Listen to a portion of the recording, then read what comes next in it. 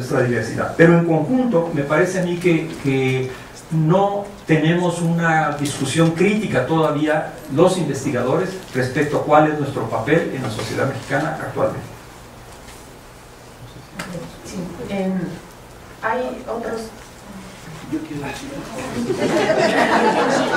Podríamos plantear estas preguntas y le doy la palabra y ya ustedes dicen qué responden. Para no dejar los temas en el aire que me parece que son importantes. ¿Podría ser? Como quieran. Pero antes, yo sí. Ok, sí. Yo creo que es una de las ventajas del ser investigador, que podemos tener posiciones diferentes. Y yo creo que ese es el valor del ser investigador, la diversidad. No hay un camino único. Y creo que debemos aprender a respetar la diversidad de los investigadores, la diversidad política, la diversidad de objetos de investigación. Y sí creo que no hay un camino único, hay diferentes caminos, y no hacer, lo digo con todo respeto y enfrente de Hugo, porque lo hemos comentado en otras ocasiones, el ser autoridad no es malo. Es decir, muchos de nosotros fuimos autoridad y estamos en el currículum. Es decir, no fue nuestra aspiración ser autoridad. Y yo creo que pocos investigadores tienen como finalidad, si es que quieren seguir siendo investigadores educativos, un puesto político.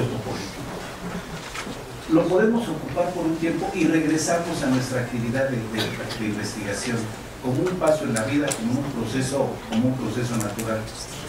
Y yo creo que hay diferenciaciones que son legítimas y reconocidas por nosotros. Hay jóvenes que después de terminar la licenciatura dicen quiero ir a trabajar, y otros que dicen yo quiero prepararme para investigar, y entonces voy a dedicar años de mi vida a estar encerrado, a estar leyendo, a estar con un asesor que me está muy huele. ¿Por qué? Porque quiero ser diferente a otros. Bueno, esa es una diferenciación que yo creo que tenemos que aceptar, y hay otros que le siguen al doctorado.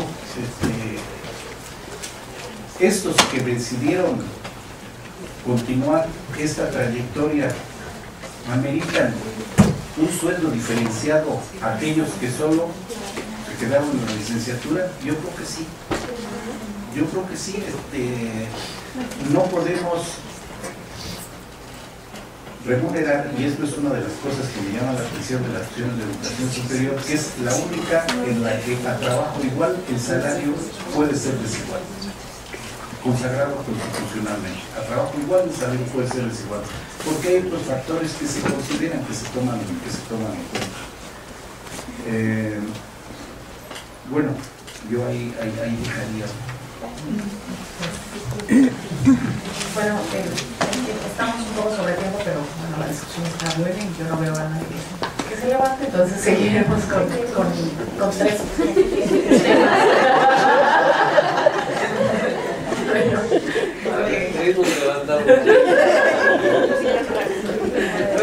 Bueno, es una pregunta global y general, y hay dos temas específicos. La pregunta general, que puede dar como algunas conclusiones al asunto, es ¿cómo entonces se puede construir una matriz de participación y de vinculación entre académicos, sindicatos y sociedad civil, pero también en los diferentes niveles educativos? ¿Cómo se construye entonces vínculos para que pueda haber un intercambio entre saberes y pueda realmente haber una influencia en toma de decisiones?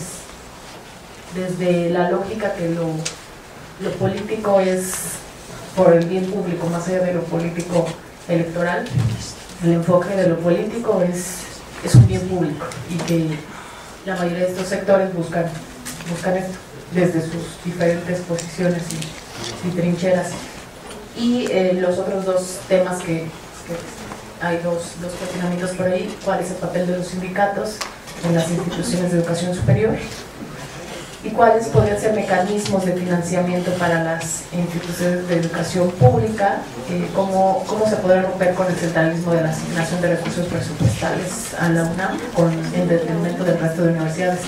Este ya es otro tema, pero bueno, también no dejo de leer la pregunta.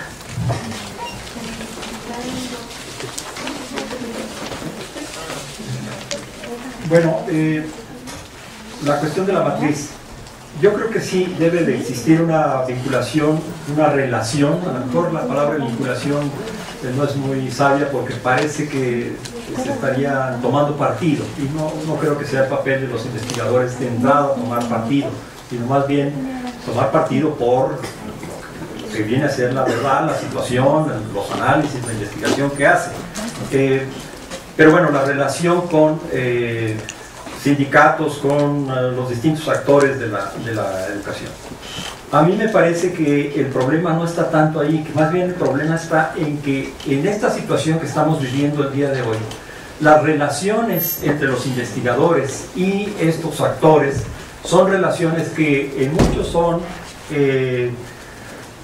mediadas por el hecho de que los sindicatos, por ejemplo, ocupan un papel marginal actualmente en la política educativa.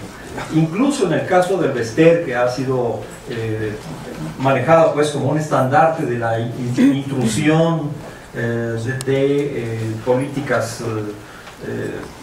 de otro tipo, ajenas a la educación, en la educación mexicana, hay que analizar bien y ver cómo el CENTE más bien lo que ha hecho es aprovechar y vender su apoyo al costo o al precio más alto posible, pero ha apoyado prácticamente todas las iniciativas. No se ha constituido en un actor tan poderoso como la burocracia para marcar lo que debe ser la educación, ni como los empresarios para marcar en qué dirección debe ir la educación mexicana.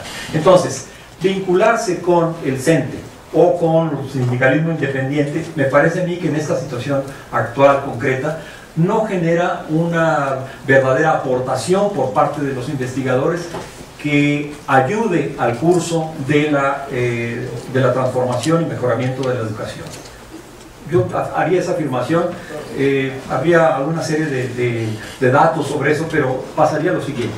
Una mejor estructura, un mejor planteamiento, me parece a mí que facilitaría enormemente esta relación entre investigadores y los actores de la educación.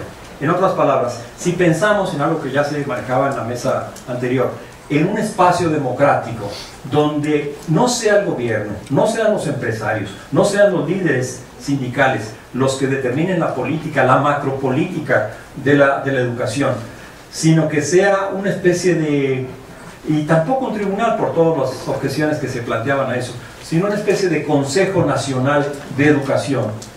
El nombre es un poco gastado, pero con esta idea de que pudiéramos tener una asamblea representativa a nivel nacional en la que participaran toda la diversidad cultural, política que tiene este país, en donde estuvieran también presentes organizaciones como los sindicatos, las ONGs, pero también entonces los investigadores, y que pudieran ahí tener una relación bastante más profunda, más importante, en demostrar con datos cuáles son las ventajas y las desventajas de determinada política ante una audiencia mucho más receptiva que la que serían los empresarios, que tienen un claro interés en una política educativa muy precisa, competencias, valores de este tipo, etc. Hay un compromiso, digamos, estructural ahí de la visión empresarial con este tipo de educación. Es posible prácticamente separar las dos cosas, o la visión burocrática.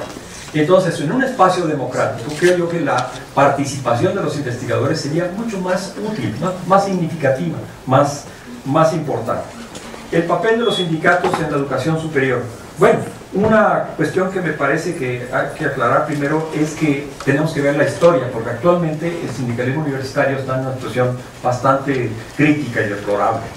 Pero si vemos la historia, si vemos los 70, lo que vemos en primer lugar es una aportación del sindicalismo universitario en el sentido de que exigió y logró en varias instituciones que la contratación de los investigadores no fuera a partir del deseo de un reyesuelo, como decía Romualdo, ¿no? sino que se establecieran procesos de concurso de oposición. En el caso de la UAM, entiendo que también en el caso de la UNAM y otras instituciones, hay concursos de oposición porque incluso estaban en el contrato colectivo de trabajo, como el mecanismo ideal para la selección de personal a nivel académico.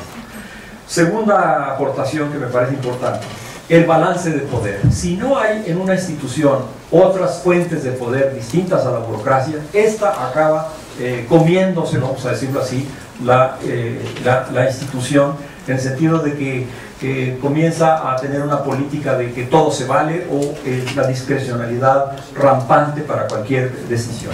El hecho mismo de que exista un sindicato que pueda decir que usted está violando tal cláusula o está violando tal reglamento, o está violando tal otra cosa, establece en la institución de educación superior un balance que a mí me parece sumamente saludable.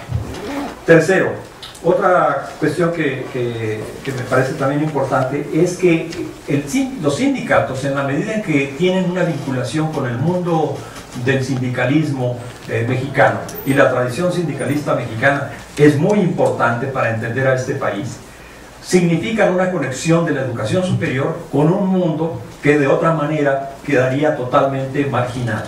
Ya veíamos esta cuestión de los aires aristócratas que generan, las visiones así aristócratas que generan esta diferenciación extrema. A lo que voy es al hecho de que es extrema e innecesaria, ya de veras demasiado abundante. Pero desde esa perspectiva meritocrática, aristocrática, me atrevería a decir, de la academia, entender el mundo obrero, entender el mundo de los sindicatos y de las luchas campesinas, es decir, las fuerzas populares en el país, solos no lo van a conseguir. Y un sindicato lo que puede hacer en una institución de educación superior es aportar una visión que tiene más conexión con este otro tipo de luchas. Entonces, que la universidad se nutra también de eso, además de las corrientes académicas de alto nivel, pero también de esta cercanía con el mundo real que es México, a mí me parece que es algo fundamental para preservar el carácter esencialmente público de la educación superior, para preservar ese carácter, porque si no, lo público se vuelve un mero membrete. Mecanismos de financiamiento en detrimento, es decir, que la UNAM recibe más fondos en detrimento de otras instituciones. Bueno, yo no estaría de acuerdo con ese planteamiento. Yo creo que todos deberíamos de recibir lo que recibe el resto de las instituciones. No puede ser, eso va contra el derecho a la educación clarísimo, que un joven de Oaxaca que recibe 10,000 pesos, es decir, que su institución recibe 10,000 pesos por alumno, esté en una situación de segunda clase cuando el de la Universidad Autónoma de Baja California recibe 70, 80,000, o de la UNAM o de la UAM. Entonces ahí tenemos una distinción que atenta contra el derecho a la educación clarísimo. ¿Por qué? ¿Cuál es la razón por la cual, por ser integrante de la Universidad de Oaxaca o de Guerrero, yo tengo un presupuesto mucho más bajo? Entonces deberíamos de tener una política más equitativa. Gracias. Bien. Para cerrar.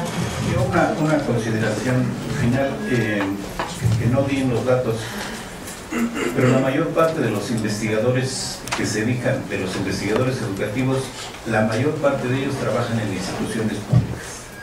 Es decir, creo que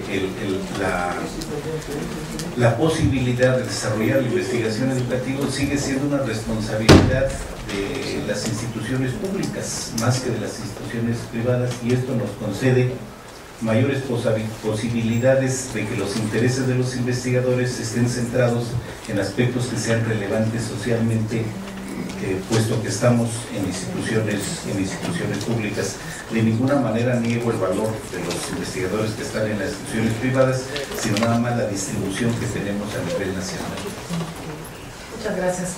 Pues terminamos el día de hoy la jornada. Muchísimas gracias a todos y a todas por estar presentes y participando. Nada más.